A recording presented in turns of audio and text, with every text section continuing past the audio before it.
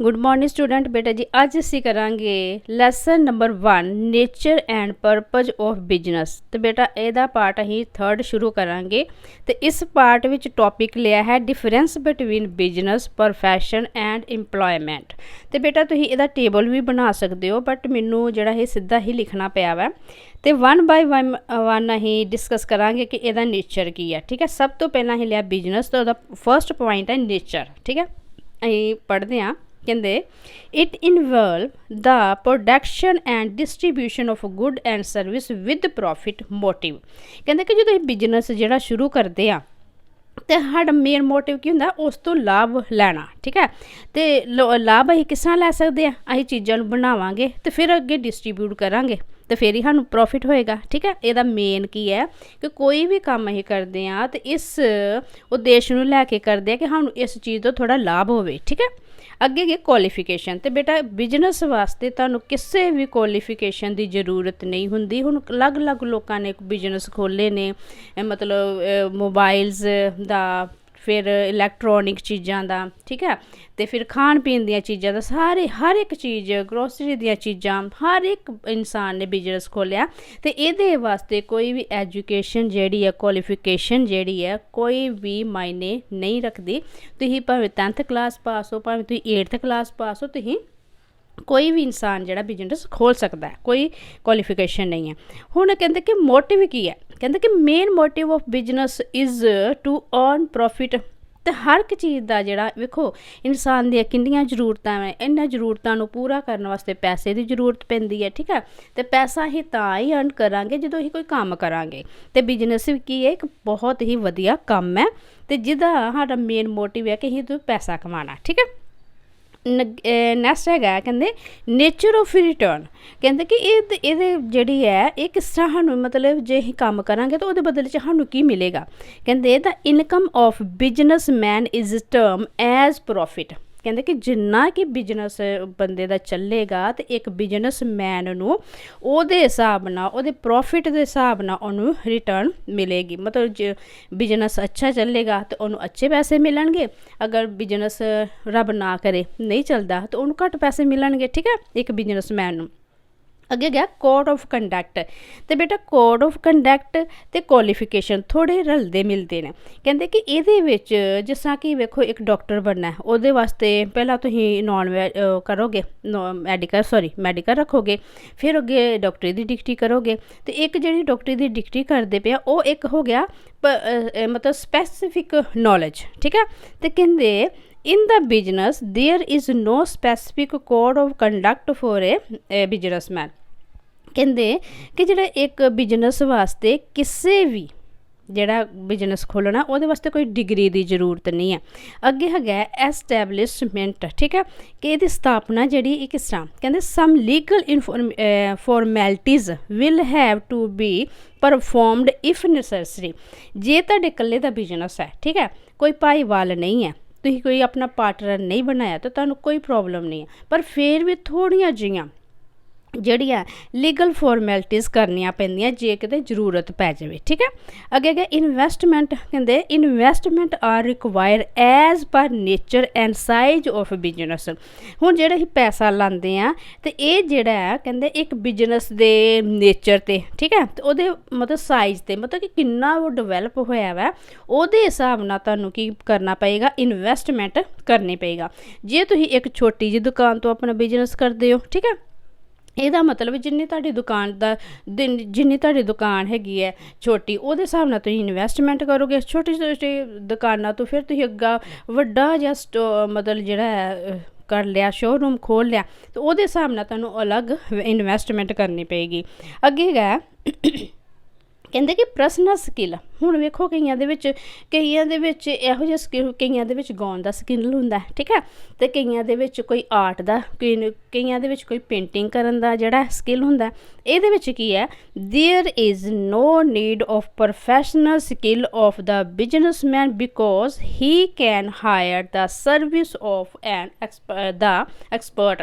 कहते कि इहदे विच कोई पर्सनल स्किल जिहड़ा तुहाडी भी क्वालिटी हैगी है ਜਿਹੜਾ ਕੋਈ ਵੀ ਖਾਸ ਸਕਿੱਲ ਦੀ ਜ਼ਰੂਰਤ ਨਹੀਂ ਹੁੰਦੀ, ਕਿਉਂਕਿ ਜਦੋਂ ਜਿਹੜਾ ਬਿਜ਼ਨਸਮੈਨ ਹੈ, ਵੇਖੋ ਜਿਹੜਾ ਇੱਕ ਇੰਜੀਨੀਅਰ ਹੈ, ਉਹ ਇੱਕ ਉਹਨੂੰ ਤੁਸੀਂ ਉਹਦੇ ਵਾਸਤੇ ਕਰੋਗੇ ਨਾ, ਉਹਦੇ ਵਾਸਤੇ ਹਾਇਰ ਕਰੋਗੇ। ਜੇ ਇੱਕ ਇੰਜੀਨੀਅਰ ਹੈ ਤੇ ਉਹਦੀ ਜਗ੍ਹਾ ਤੇ ਤੁਸੀਂ ਇੱਕ ਡਾਕਟਰ ਨੂੰ ਹਾਇਰ ਨਹੀਂ ਕਰ ਸਕਦੇ। ਇਸ ਕਰਕੇ ਕਹਿੰਦੇ ਨੇ ਕਿ ਬਿਜ਼ਨਸਮੈਨ ਜਿਹੜਾ ਹੈ ਉਹਦੇ ਵਿੱਚ ਪਰਸਨਲ ਸਕਿੱਲ ਭਾਵੇਂ ਨਹੀਂ ਜ਼ਰੂਰਤ ਹੈਗੀ, ਕਿਉਂਕਿ ਇਹ ਐਕਸਪਰਟ ਬੰਦਾ ਜਿਹੜਾ ਕਰਦਾ ਹੈ, ਠੀਕ ਹੈ। ਇਹ ਬਿਜ਼ਨਸ ਜਿਹੜਾ ਬਿਜ਼ਨਸ ਉਹ ਕਰੇ ਉਹਦੇ ਵਿੱਚ ਐਕਸਪਰਟ ਹੁੰਦਾ ਤੇ ਫਿਰ ਹੀ ਉਹ ਕਰਦਾ ਹੈ, ਠੀਕ ਹੈ। ਅੱਗੇ ਆ ਗਿਆ ਸਾਡਾ ਪ੍ਰੋਫੈਸ਼ਨ ਕੀ ਹੈ, ਇਹਦੇ ਵਿੱਚ ਨੇਚਰ ਕੀ ਹੈ, ਕਹਿੰਦੇ providing specified service to the client. ਤੇ ਇਹਦੇ ਵਾਸਤੇ ਕੀ ਹੈ, ਇੱਕ ਸਪੈਸੀਫਾਈ ਜਿਹੜੀ ਹੈ ਇੱਕ ਸਪੈਸ਼ਲ ਸਰਵਿਸ ਕਰਨੀ ਪੈਂਦੀ ਹੈ, ਮਤਲਬ ਪ੍ਰੋਵਾਈਡ ਕਰਨੀ ਪੈਂਦੀ ਹੈ ਕਲਾਇੰਟ ਨੂੰ, ਠੀਕ ਹੈ। ਅੱਗੇ ਕੁਆਲੀਫਿਕੇਸ਼ਨ ਕੀ ਹੈ, ਕਹਿੰਦੇ specified training and qualification must for a profession. ਕਹਿੰਦੇ ਕੋਈ ਵੀ ਪੇਸ਼ਾ ਖੋਲ੍ਹਣ ਵਾਸਤੇ, ਕੋਈ ਕੰਮ ਖੋਲ੍ਹਣ ਵਾਸਤੇ ਇਹਦੇ ਵਿੱਚ ਪ੍ਰੋਫੈਸ਼ਨ ਜ਼ਰੂਰੀ ਹੈ, ਠੀਕ ਹੈ। ਇਹਦੇ ਵਿੱਚ ਕੁਆਲੀਫਿਕੇਸ਼ਨ ਵੀ ਜ਼ਰੂਰੀ ਹੈ ਤੇ ਇੱਕ ਸਪੈਸੀਫਾਈਡ ਹੋਣਾ ਬੰਦੇ ਦਾ ਵੀ ਜ਼ਰੂਰੀ ਹੈ। ਫੋਰ ਐਗਜ਼ਾਮਪਲ ਇੱਕ ਵਕੀਲ ਹੈ ਤੇ ਉਹਦੇ ਵਾਸਤੇ ਉਹਨੂੰ ਵਕੀਲ ਦੀ ਡਿਗਰੀ ਚਾਹੀਦੀ ਹੈ, ਠੀਕ ਹੈ। ਉਹਨੂੰ ਟ੍ਰੇਨਿੰਗ ਵੀ ਚਾਹੀਦੀ ਹੈ, ਉਹਨੂੰ ਕੁਆਲੀਫਿਕੇਸ਼ਨ ਵੀ ਚਾਹੀਦੀ ਹੈ, ਇਹ ਜ਼ਰੂਰੀ ਹੈ, ਠੀਕ ਹੈ। ਅੱਗੇ ਮੋਟਿਵ ਕੀ ਹੈ, rendering of service and earning to profit is the motive. ਹੁਣ ਹਰ ਇੱਕ ਕੰਮ, ਚਾਹੇ ਤੁਸੀਂ ਇੰਪਲੋਇਮੈਂਟ ਦਾ ਵੇਖ ਲਓ, ਚਾਹੇ ਤੁਸੀਂ ਬਿਜ਼ਨਸ ਦਾ ਵੇਖ ਲਓ, ਚਾਹੇ ਤੁਸੀਂ ਪ੍ਰੋਫੈਸ਼ਨ ਦਾ ਵੇਖ ਲਓ, ਤੇ ਇਹਦੇ ਵਿੱਚ ਮੇਨ ਮੋਟਿਵ ਸਾਡਾ ਪੈਸਾ ਕਮਾਉਣਾ, ਠੀਕ ਹੈ। ਅੱਗੇ ਹੈਗਾ ਰਿਸਕ। ਕਹਿੰਦੇ ਕਿ ਇਹਦੇ ਵਿੱਚ ਰਿਸਕ ਕੀ ਹੈ, the risk involve in the profession is negligible, ਠੀਕ ਹੈ। ਕੀ ਹੈ ਨਿਗਲੀਜੀਬਲ, ਮਤਲਬ ਥੋੜ੍ਹਾ ਜਿਹਾ ਰਿਸਕ ਹੈਗਾ, ਪਰ ਬਿਜ਼ਨਸ ਵਿੱਚ ਬਹੁਤ ਜ਼ਿਆਦਾ ਰਿਸਕ ਹੈ। ਬੇਟਾ ਮੇਰੇ ਖਿਆਲ ਸ਼ਾਇਦ ਮੈਂ ਇੱਕ ਪੁਆਇੰਟ ਇੱਥੇ ਲਿਖਣਾ ਭੁੱਲ ਗਈ ਹਾਂ। ਇਹ ਵੇਖੋ ਬੋਲਣਾ ਭੁੱਲ ਗਈ, ਲਿਖਿਆ ਹੋਇਆ ਸੀ। ਮੋਟਿਵ ਤੋਂ ਬਾਅਦ ਸਾਡਾ ਹੈਗਾ ਰਿਸਕ। ਬਿਜ਼ਨਸ ਇਜ਼ ਆਲਵੇਜ਼ ਮਤਲਬ subject to various type of risk. Business ਵਿੱਚ ਬੰਦੇ ਨੂੰ ਹਰ ਸਮੇਂ ਮਤਲਬ ਬੜਾ ਚੁਕੰਨਾ ਰਹਿਣਾ ਪੈਂਦਾ, ਠੀਕ ਹੈ। ਵੇਖੋ ਬਿਜ਼ਨਸ ਕਰਦਾ, ਠੀਕ ਹੈ, ਉਹਨੇ ਕਾਫੀ ਗੋਦਾਮ ਬਣਾਇਆ ਹੋਇਆ, ਠੀਕ ਹੈ, ਉਹਦੇ ਵਿੱਚ ਆਪਣੀਆਂ ਚੀਜ਼ਾਂ ਸੇਵ ਕੀਤੀਆਂ, ਬਾਈ ਚਾਂਸ ਨੂੰ ਅੱਗ ਲੱਗ ਜੇ ਤਾਂ ਉੱਥੇ ਉਹਨਾਂ ਦਾ ਸਮਾਨ ਸਾਰਾ ਖਰਾਬ, ਠੀਕ ਹੈ। ਜਦੋਂ ਟਰਾਂਸਫਰ ਕਰਦੇ ਆ ਚੀਜ਼ਾਂ ਨੂੰ, ਇੱਧਰ ਉੱਧਰ ਟਰਾਂਸਪੋਰਟ ਹੁੰਦਾ ਵਾ, ਠੀਕ ਹੈ, ਉਹ ਰਸਤੇ ਵਿੱਚ ਵੀ ਚੀਜ਼ਾਂ ਖਰਾਬ ਹੋ ਸਕਦੀਆਂ, ਠੀਕ। ਇਹ ਸਾਰੀਆਂ ਚੀਜ਼ਾਂ ਜਿਹੜਾ ਬਿਜ਼ਨਸ ਹੈ, ਬਿਜ਼ਨਸ ਵਿੱਚ ਮੇਨ ਗੱਲ ਰਿਸਕ ਹੈਗਾ, ਰਿਸਕ ਬਹੁਤ ਜ਼ਿਆਦਾ ਹੈ, ਠੀਕ ਹੈ। ਤੇ ਅੱਗੇ ਅਸੀਂ ਪ੍ਰੋਫੈਸ਼ਨ ਦੀ ਗੱਲ ਕਰਦੇ ਹਾਂ, ਤੇ ਇਹਦੇ ਵਿੱਚ ਮਤਲਬ ਕੀ ਹੈਗਾ, ਕਹਿੰਦੇ ਕਿ ਇਹਦੇ ਵਿੱਚ ਰਿਸਕ ਜਿਹੜਾ ਹੈ ਨਾ ਮਾਤਰ ਹੈ, ਠੀਕ ਹੈ, ਨੈਗਲੀਜੀਬਲ ਹੁੰਦਾ, ਇੱਕ ਥੋੜ੍ਹਾ ਜਿਹਾ ਰਿਸਕ, ਜ਼ਿਆਦਾ ਰਿਸਕ ਨਹੀਂ ਹੈ। ਅੱਗੇ ਹੈਗਾ nature of return, the income earn by a professional is known as fees. ਤੇ ਜਿਹੜੇ ਫੀਸਾਂ ਹੁੰਦੀਆਂ ਇੱਕ ਡਿਗਰੀ ਵਾਸਤੇ, ਇੱਕ ਨੌਲੇਜ ਵਾਸਤੇ, ਇੱਕ ਟ੍ਰੇਨਿੰਗ ਵਾਸਤੇ, ਤੇ ਉਹ ਕੀ ਉਹਦਾ ਨੇਚਰ, ਉਹਨੂੰ ਬਦਲੇ ਵਿੱਚ ਕੀ ਮਿਲਦਾ, ਫੀਸ ਮਿਲਦੀ ਹੈ, ਫੀਸ ਦੇ ਰੂਪ ਵਿੱਚ ਉਹਨੂੰ ਪੈਸੇ ਮਿਲਦੇ ਆ, ਠੀਕ ਹੈ। ਅੱਗੇ ਗਾ ਕਹਿੰਦੇ ਕੋਡ ਆਫ ਕੰਡਕਟ, ਕਹਿੰਦੇ every professional must have to follow the code of conduct of the professional body. ਇਹਦੇ ਵਿੱਚ ਜ਼ਰੂਰੀ ਹੈ ਕਿਉਂਕਿ ਡਿਗਰੀ ਹਾਸਿਲ ਕਰਨੀ ਹੈ, ਠੀਕ ਹੈ। ਇਹਦੇ ਵਿੱਚ ਕੁਆਲੀਫਿਕੇਸ਼ਨ ਵੀ ਜ਼ਰੂਰੀ ਹੈ, ਇੱਕ ਸਪੈਸੀਫਾਈਡ ਡਿਗਰੀ ਹਾਸਿਲ ਕਰਨਾ ਵੀ ਜ਼ਰੂਰੀ ਹੈ। ਅੱਗੇ ਹੈਗਾ ਐਸਟੈਬਲਿਸ਼ਮੈਂਟ, ਕਹਿੰਦੇ ਕਿ ਇਹ person must have to become the member of a personal body, ਮਤਲਬ ਕਲਾਇੰਟ ਸਰਟੀਫਿਕੇਟ ਬੇਟਾ ਇੱਥੇ ਆਉਣਾ, ਹਾਂਜੀ, ਇਹ certificate of practice is also required for starting professional work. ਕਹਿੰਦੇ ਕਿ ਇਸ ਚੀਜ਼ ਵੇਖੋ, ਜੇ ਤੁਸੀਂ ਇੱਕ ਡਾਕਟਰ ਬਣਨਾ ਹੈ, ਤੁਸੀਂ ਡਿਗਰੀ ਕਰੋਗੇ ਤੇ ਆਪਣਾ ਜਿਹੜੀ ਸ਼ੌਪ ਖੋਲ੍ਹਣੀ ਹੈ ਡਾਕਟਰ ਦੀ, ਆਪਣਾ ਜਿਹੜਾ ਤੁਸੀਂ ਹੌਸਪੀਟਲ ਖੋਲ੍ਹਣਾ, ਉਹਦੇ ਵਿੱਚ ਤੁਹਾਨੂੰ ਇੱਕ ਡਿਗਰੀ ਚਾਹੀਦੀ ਹੈ, ਉਹਦੇ ਵਿੱਚ ਤੁਹਾਨੂੰ ਜਿਹੜਾ ਸਰਟੀਫਿਕੇਟ ਹੈ ਉਹ ਵੀ ਚਾਹੀਦਾ, ਤੁਹਾਨੂੰ ਟ੍ਰੇਨਿੰਗ ਦਾ ਵੀ ਚਾਹੀਦਾ। ਇਹਦੇ ਵਿੱਚ ਬਹੁਤ ਹੀ ਜ਼ਰੂਰੀ ਹੈ ਕਿ ਤੁਸੀਂ ਕੋਈ ਚੀਜ਼ ਖੋਲ੍ਹਣੀ ਤਾਂ ਤੁਹਾਡੇ ਕੋਲ ਇਹਨਾਂ ਡਿਗਰੀਆਂ ਦਾ ਹੋਣਾ ਬਹੁਤ ਜ਼ਰੂਰੀ ਹੈ। ਅੱਗੇ ਹੈਗਾ ਇਨਵੈਸਟਮੈਂਟ, ਕਹਿੰਦੇ some investment are required for the establishment of profession.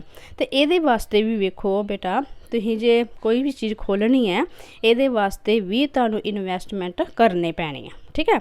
ਅੱਗੇ ਗਿਆ ਪਰਸਨਲ ਸਕਿੱਲ, ਇਹਦੇ ਵਿੱਚ ਕਿਹੜਾ ਆਏਗਾ, in case of profession personal skill is required to perform the personal ਓਬਲੀਗੇਸ਼ਨ।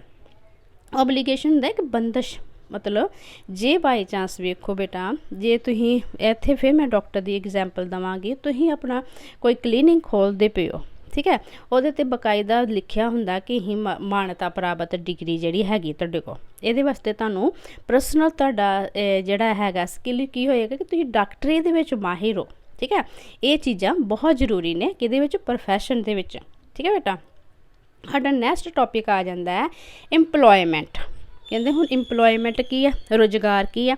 ਇਹਦੇ ਵਿੱਚ ਨੇਚਰ ਆਏਗਾ, ਕਹਿੰਦੇ it involve the personal service which employee render under an agreement of employment।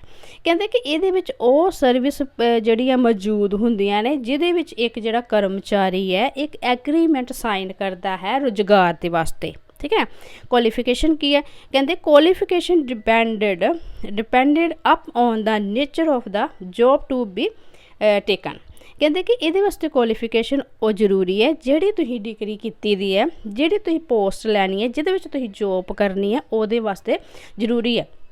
ਹੁਣ ਵੇਖੋ ਇੱਕ ਟੀਚਰ ਹੈ ਨਾ, ਅਤੇ ਟੀਚਰ ਦੇ ਵਾਸਤੇ BEd MAd ETT ਜ਼ਰੂਰੀ ਹੈ। ਤੁਸੀਂ ਹੁਣ ਕਹੋਗੇ ਕਿ ਇੱਕ ਟੀਚਰ ਦੀ ਜਗ੍ਹਾ 'ਤੇ ਅਸੀਂ ਵਕੀਲ ਰੱਖ ਲਈਏ ਤਾਂ ਉਹਨੂੰ ਕਹਾਂਗੇ ਕਰੋ ਪੜ੍ਹੋ ਪੜ੍ਹਾਓ, ਅਤੇ ਉਹ ਗੱਲ ਨਹੀਂ ਸੂਟੇਬਲ ਨਹੀਂ ਹੈ।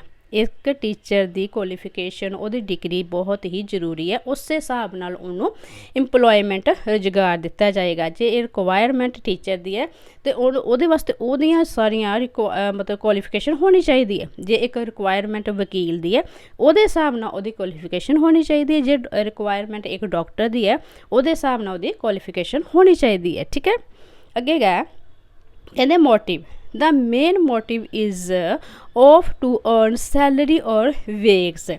ਕਹਿੰਦੇ ਕਿ ਹੁਣ ਇਹ ਮੋਟਿਵ ਹੈ, ਇਹ ਕੀ ਉਦੇਸ਼ ਹੈਗਾ, ਕਹਿੰਦੇ ਕਿ ਇਹਨਾਂ ਦਾ ਜਿਹੜਾ ਉਦੇਸ਼ ਹੈ ਕਿ ਇੱਕ ਇੰਪਲੋਇਮੈਂਟ ਜਿਹੜਾ ਇੱਕ ਇੰਪਲੋਏ ਹੈ ਉਹਨੂੰ ਜੇ ਰੁਜ਼ਗਾਰ ਮਿਲ ਗਿਆ, ਇੰਪਲੋਇਮੈਂਟ ਮਿਲ ਗਿਆ ਹੈ, ਠੀਕ ਹੈ, ਅਤੇ ਉਹਨੂੰ ਉਹ ਕੰਮ ਕਰਦਾ। ਠੀਕ ਹੈ, ਕਿਸੇ ਵੀ ਕੰਪਨੀ 'ਚ ਕੰਮ ਕਰਦਾ ਅਤੇ ਉਹਨੂੰ ਉਹਦੇ ਬਦਲੇ ਕੀ ਮਿਲਦਾ, ਮਤਲਬ ਪੇ ਮਿਲਦੀ ਹੈ ਅਤੇ ਜਾਂ ਉਹਨੂੰ ਭੱਤਾ ਮਿਲਦਾ, ਪੇ ਮਿਲਦੀ ਹੈ। ਠੀਕ ਹੈ, ਉਹਨੂੰ ਮਤਲਬ ਸੈਲਰੀ ਦੇ ਰੂਪ ਵਿੱਚ ਉਹਨੂੰ ਪੈਸੇ ਮਿਲਦੇ ਆ। ਉਹਦਾ ਮੇਨ ਮੋਟਿਵ ਕੀ ਹੈ।